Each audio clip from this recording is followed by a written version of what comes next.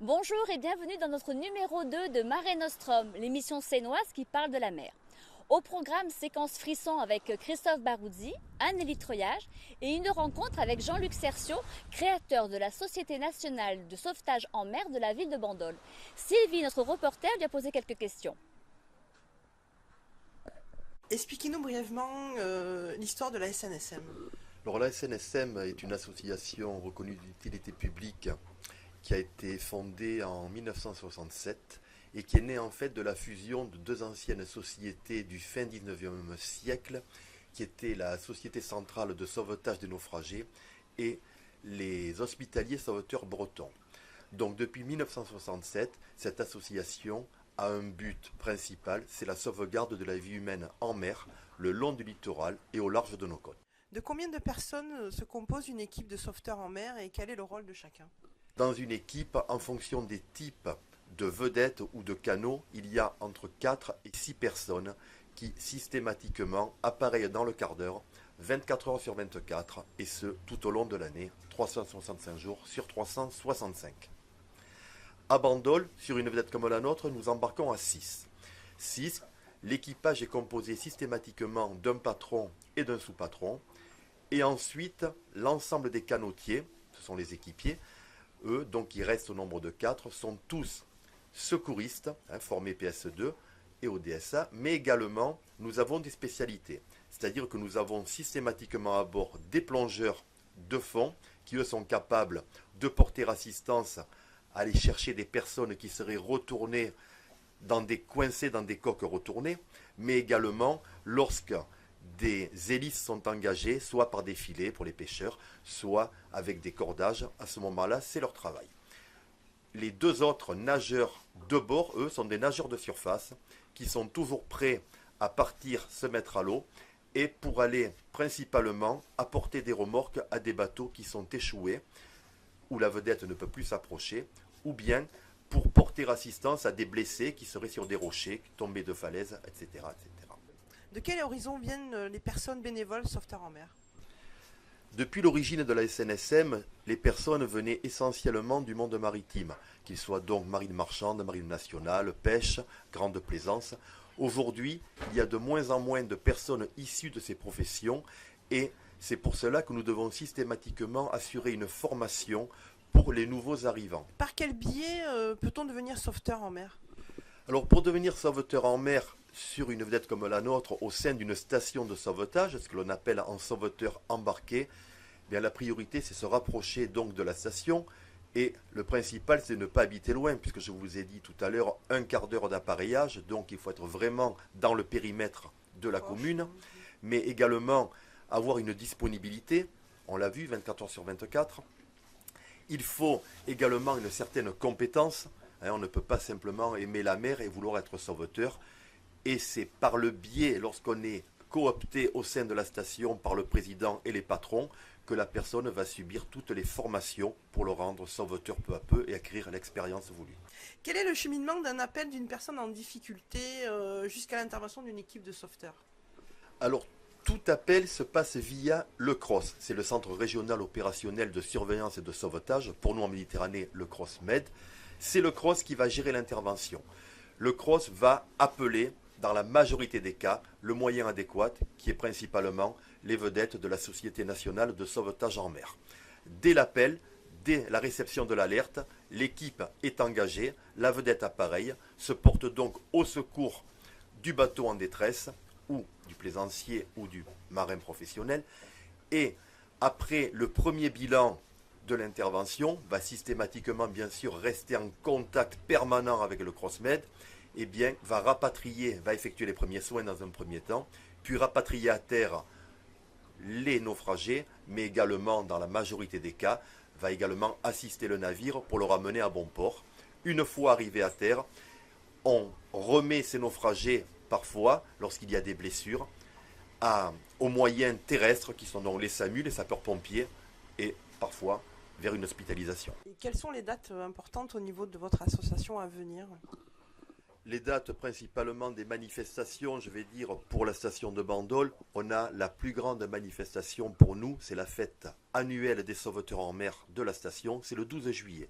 C'est tous les ans, le deuxième dimanche de juillet, on appelle ça la fête de la Saint-Elme du nom de notre bateau, c'est la véritable fête des sauveteurs, avec dans une manifestation comme celle-ci un grand rassemblement de tous les marins, de tous les plaisanciers, de tout le public et de tous les touristes fréquentant la zone de Bandol, avec une messe en plein air, avec une bénédiction en mer, mais également une grande soirée sécurité qui est axée sur la prévention. D'où provient le financement de votre association? Ah bien, le financement de la SNSM provient essentiellement de la générosité du public.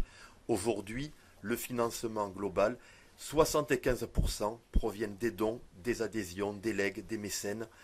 Et l'État, aujourd'hui, si il y a, dans les années 2000, donné 50% du financement, aujourd'hui, les subventions de l'État ont connu une baisse et sont réduites à 25%. Donc c'est vraiment, nous avons besoin du public, de cette générosité et de tous les dons, de toutes les adhésions pour nous permettre aujourd'hui de pouvoir poursuivre cette mission tant dans le sauvetage que dans les entraînements, que dans la formation. Notre séquence frisson avec Christophe Baroudi, c'est reparti.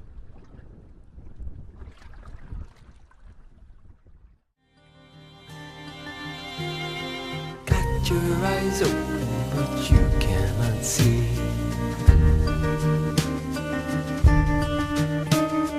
Got what you want, do you got what you need? Till one day you see something you cannot be. Telling your girl, yes, you better beware.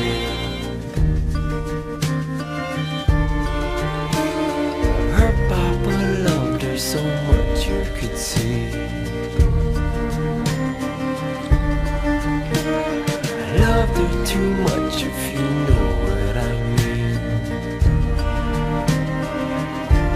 So she left home young, yes, she moved down to town, looking for love that she never found.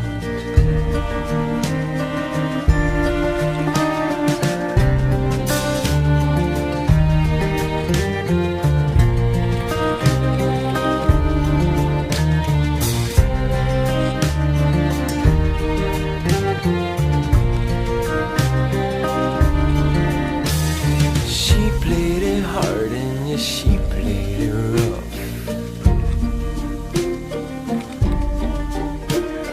Made her feel safe and it made her feel tough. And rock by rock she built those walls every day. Built herself a tower so far away. And from up high in that castle, she knew no one could get too close to touch. And if life and death was such a game, why did they all make such a fuss? And if birds could fly high over their troubles, she gonna find some of her own wings and fly. And no one could convince her pay a double. I tell her she was too young to die. Oh, Caroline, Caroline, oh, Caroline, Caroline,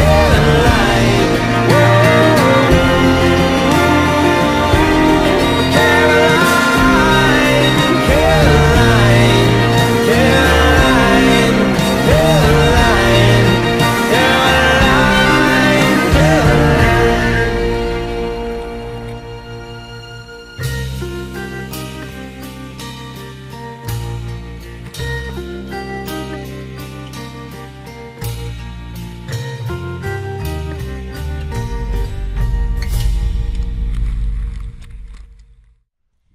Les sauveteurs en mer effectuent des entraînements intensifs, reproduisant les situations réelles de sauvetage en mer. Nous les avons suivis pendant une séance d'hélitreuillage.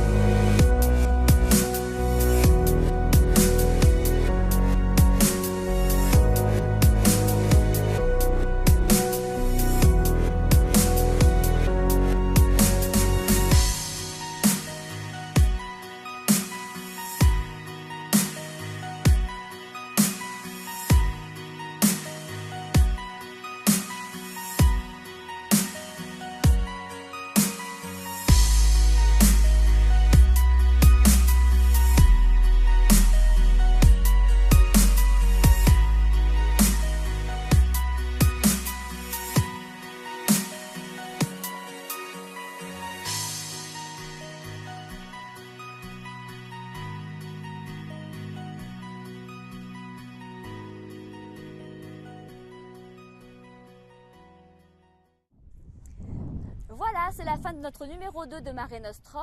Si vous êtes un passionné de la mer, des sports nautiques ou d'environnement, si chouchouter notre littoral est pour vous une priorité, et rejoignez-nous au 13 bis Place Perrin à la Seine-sur-Mer. À bientôt!